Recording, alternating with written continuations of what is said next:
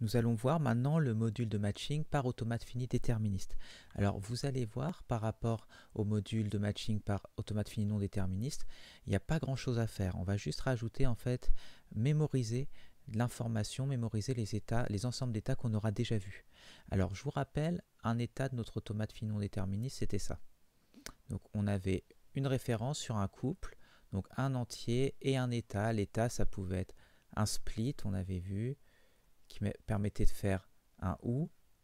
Donc ici, c'était la suite de l'automate. On avait aussi, comme on voit ici, le charset, donc qui nous permettait de représenter des transitions qui contiennent des caractères, donc A, B par exemple. Et là, la suite de l'automate fini non déterministe. Et ici, on avait le dernier état qui était un match. Alors normalement, un état, du coup, c'est un couple. Alors ici, on aurait 0, virgule, match, et c'est une référence sur ce couple. Donc, mais je vais représenter pour illustrer juste des états avec des entiers. Donc juste, ce qu'on a fait pour l'instant, en fait, c'est qu'on a un automate, donc avec des états, des transitions, éventuellement epsilon. Donc je vais dessiner un automate pour illustrer.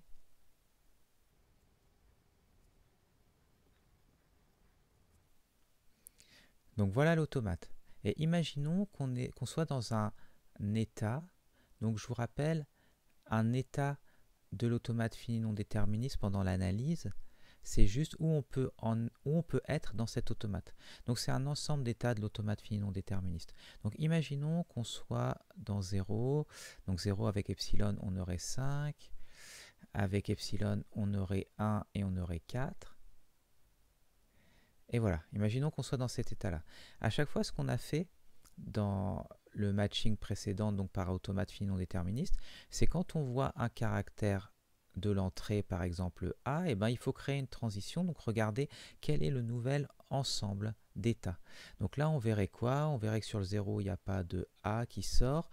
Donc on regarderait, il y aurait le 1, et le 1, il nous donnerait du coup l'état 3 et l'état 2. On aurait aussi la transition epsilon qui nous amènerait de l'état 3 vers l'état 7. Et il ne faudrait pas oublier, ici on avait 5, donc on aurait aussi 6. Donc voilà, dans le module précédent, en fait, à chaque fois qu'on voyait cet état-là, on recalculait tout. Maintenant, la seule différence qu'il va y avoir maintenant, c'est que on va mémoriser en fait cette information. On va dire, ok, je viens de voir que quand je suis dans cet état-là et que je vois ce caractère-là, j'atterris dans cet ensemble-là.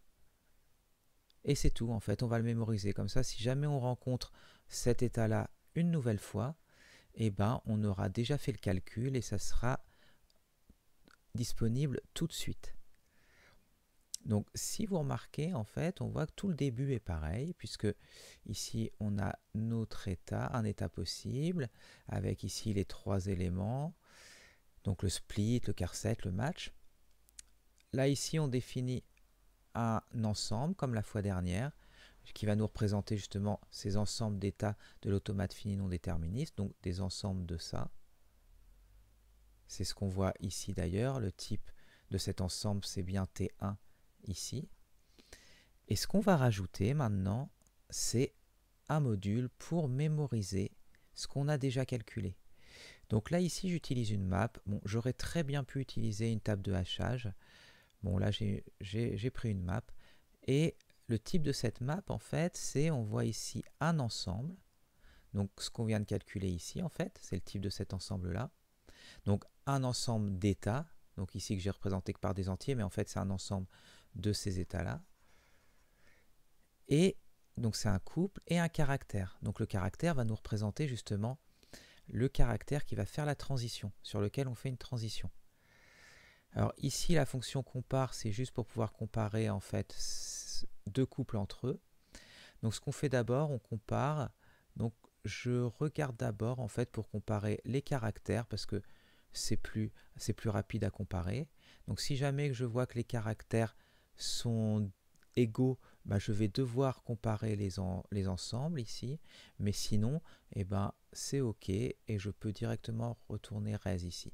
Donc la comparaison entre deux caractères, ça sera rapide. Donc juste dans le cas où les deux caractères ici sont égaux, donc on fait une transition sur le même caractère, et bien là je dois comparer les ensembles, S1 et S2.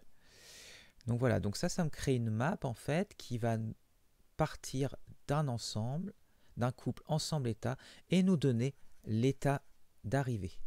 Donc on voit ici maintenant le type T de notre module, c'est quoi?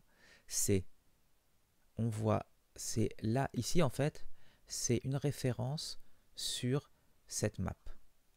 Donc là ici on dit, cette partie-là, là, qu'est-ce que ça exprime? Ça, mémo.t, donc s.t de mémo.t, ça indique en fait que j'ai une map, donc mémo, le module mémo c'est une map, qui part, dont les clés c'est ça, donc les clés de cette map c'est ça, c'est ce couple qu'on vient de voir, et la valeur associée à une clé, ben, c'est un ensemble. Donc on voit bien en fait, on part d'un ensemble, avec un caractère, par exemple A, donc ça c'est notre clé, et la valeur, bah, c'est un ensemble. Donc un ensemble d'états ici. Donc maintenant il ne faut pas oublier le type T1. Donc T1 en fait, ça va représenter l'état de départ de notre automate. Donc maintenant on associe en fait, alors je vais effacer ça, le module DFA, son type il est ici, et qu'est-ce qu'on a? Ben, comme on avait eu pour NFA, on a l'état de départ, et ici ben, on donne en plus en fait la map qui nous permet de mémoriser les transitions qu'on a déjà vues. Donc voilà, donc maintenant le reste ça va être pareil, sauf que vous allez voir à un endroit, on va mémoriser et réutiliser ce qu'on a déjà calculé. Donc si on regarde mec T1, c'est exactement pareil que ce qu'on avait déjà vu. Alors initer E, ce qui change, c'est juste ce qu'on rend à la fin ici. Donc en fait, cette partie-là, c'est pareil que ce qu'on avait vu, mais on doit rendre une map vide au début. Donc je vous rappelle, ce qu'on devait rendre en fait, c'est un couple. Donc ce qu'on doit rendre, c'est bien ce couple-là. Donc T1, ok, mais il faut rajouter par rapport à la fois dernière, cette map, donc cette référence sur la map, qui va nous permettre de mémoriser les transitions, justement.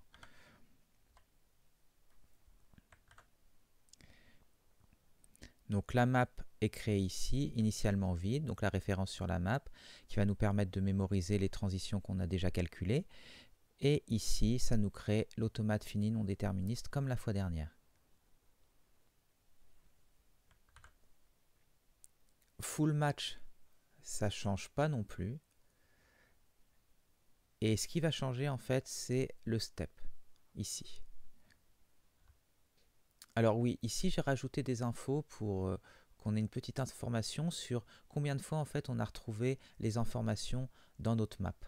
Donc on va mémoriser les choses et combien de fois on retombe sur quelque chose qu'on a déjà mémorisé, et là ici combien de fois on loupe. Donc on va pouvoir voir si c'est vraiment utile cette table qui permet de mémoriser.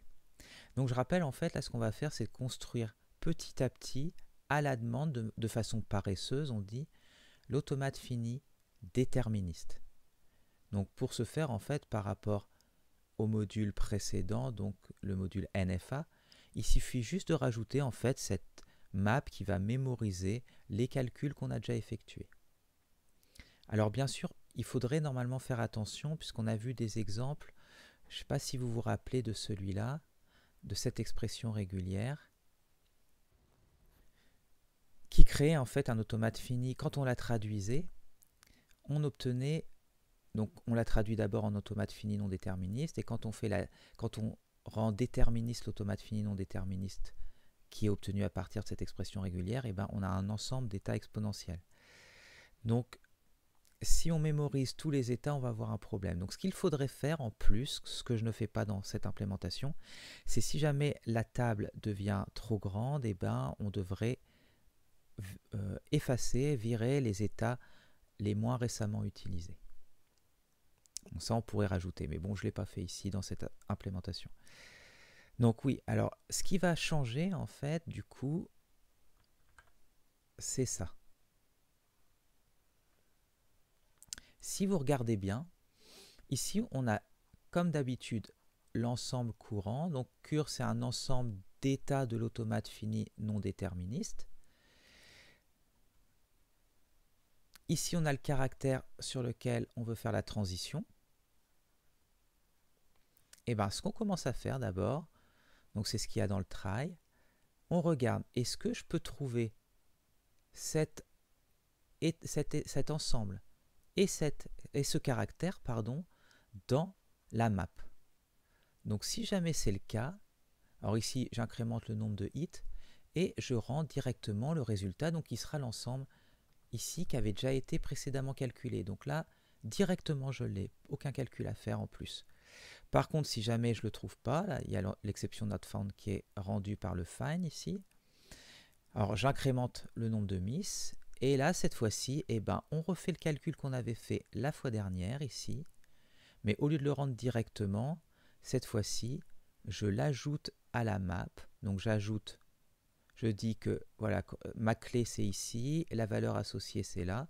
Donc ici, ça serait ça la clé. Donc le couple, cet ensemble-là et le caractère. Et la valeur associée, ça serait l'ensemble résultat que je viens de calculer dans res. Et je modifie mes mots. Donc les maps en OCaml, c'est immutable, donc c'est pour ça en fait que j'ai dû mettre une référence sur une map pour pouvoir la modifier avec ça. Donc ici on regarde le contenu et là je mets à jour le contenu. Et j'oublie pas de renvoyer res. Donc voilà la différence. Si on regarde maintenant, le reste c'est pareil, sauf que ici j'ai rajouté un affichage pour voir combien de hits et de miss on avait eu. Donc je vous rappelle, l'appel initial il est ici et qu'est-ce qu'on fait? On appelle full match, on explose la chaîne d'entrée pour avoir une liste de caractères et là je crée le premier ensemble d'états de l'automate fini déterministe. Donc je vous rappelle, celui que je récupère ici c'est le point d'entrée de notre automate. Je suis les transitions epsilon et du coup je vais obtenir ici un ensemble d'états qui sera mon état courant initial et après c'est parti à partir de celui-là. Donc voilà, la seule différence en fait, c'est de rajouter cette possibilité de mémoriser les états. Donc on mémorise, ok, j'ai un ensemble d'états, donc chacun des éléments de cet ensemble, je vous rappelle, c'est un état d'automate fini non déterministe. Et quand je vois un caractère, donc j'ai calculé la transition, mais maintenant je la mémorise dans une table. Donc ça, ma clé, c'est le couple, cet ensemble-là avec C, et la valeur associée, c'est ça. Donc on va voir si ça semble utile d'avoir fait cette mémorisation, donc pour créer à la volée l'automate fini déterministe. Donc on va réessayer quelques exemples. Donc ici, on va d'abord charger regex.ml et maintenant, voilà, on va essayer avec cette expression régulière. Donc on va d'abord initialiser l'expression régulière à partir de la chaîne, créer une expression régulière à partir de la chaîne de caractères. Ensuite, on va initialiser un automate fini déterministe, donc grâce au module qu'on vient de voir avec l'expression régulière. OK. Et maintenant, on va essayer de matcher. Voilà, par exemple ça, et ça devrait être vrai parce qu'on a ABA dedans. Et on va voir combien on a eu de hits et de miss. OK, donc on voit que ça a l'air utile puisqu'on a eu 48 hits, 8 miss.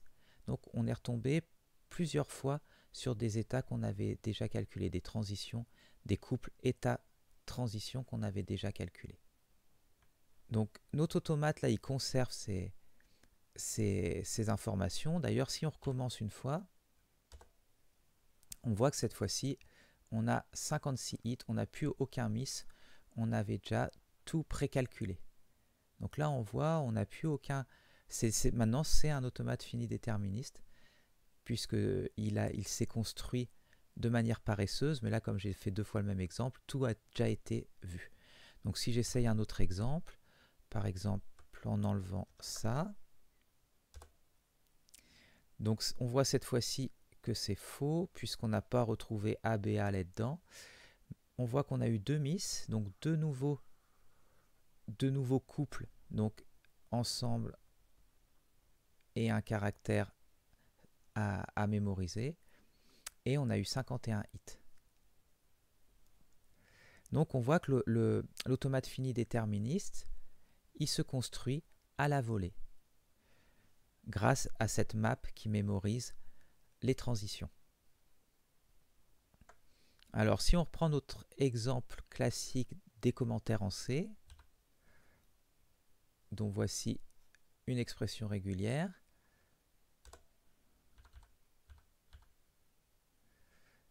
On va initialiser un automate fini déterministe à partir de RE et on va essayer de matcher ça par exemple qui est bien un commentaire valide. Donc là encore une fois, on voit qu'on a eu pas mal de hits, donc on a eu des miss, mais qui ont été ensuite ajoutés dans la table. Donc si on recommence bien sûr à matcher exactement la même chose, on n'aura plus aucun miss. Donc ce qu'on voit là. Donc juste pour voir si notre exemple qui avait mis à mal le backtracking marche bien, mais bon, il n'y a pas de raison vu que NFA marchait bien, mais on va tester quand même.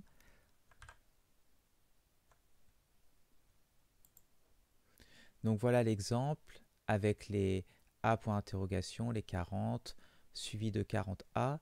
Donc on va créer l'expression régulière qui représente ça. Donc la voici. Et maintenant on va essayer de matcher. Alors oui, on n'oublie pas d'initialiser. Voilà. Et on va matcher les 40A. Donc ça passe bien. Alors là, on n'a que des miss. Donc bien sûr, si on recommence une fois, on n'aura plus aucun miss. Donc ça marche bien. Alors si on fait l'autre cas où justement on avait, au lieu des 40A, on va mettre 80. Donc on va essayer ça. Et cette fois-ci, on a 40 hits et 40 miss. Et bien sûr, si on le refait encore une fois, cette fois-ci, on n'aura que des hits. Donc voilà. On vient de voir en fait tous les modules de matching. Et du coup, ce qu'on va voir dans la prochaine vidéo, c'est juste comment j'ai essayé de tester tout ça.